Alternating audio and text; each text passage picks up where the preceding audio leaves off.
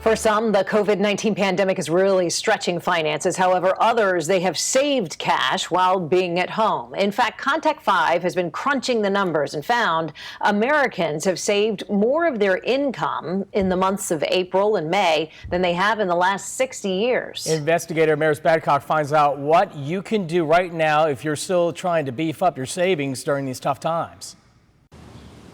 In a coffee shop off Clematis Street. It's very smooth, literally no acidity. Allison Bircher knows the meaning of daily grind.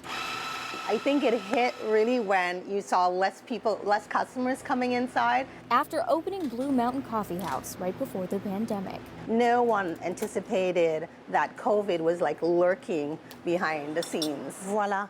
Unlike Allison's coffee, it was sudden.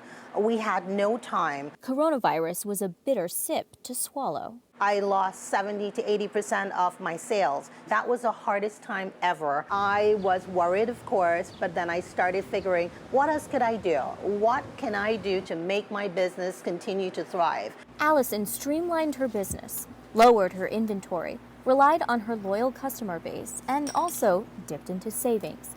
According to Federal Reserve data, the personal savings rate has skyrocketed to 32% in April and 23% in May, more than any other months in the last 60 years. Thanks for having me. But financial advisor Mike Maines says it's not that simple.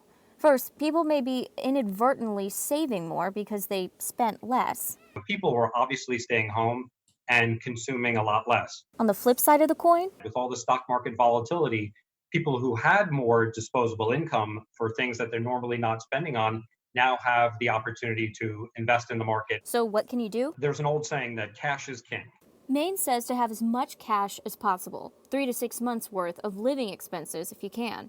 Number two, if there's retirement savings options available at workplace, you should continue to do those. And if you are living paycheck to paycheck? Everyone should know how much they spend. So are there things that they may want to get rid of? Maris Badcock, WPTV News Channel 5.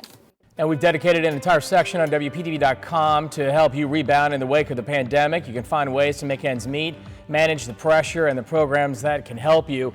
You can find all those resources by going to WPTV.com/rebound.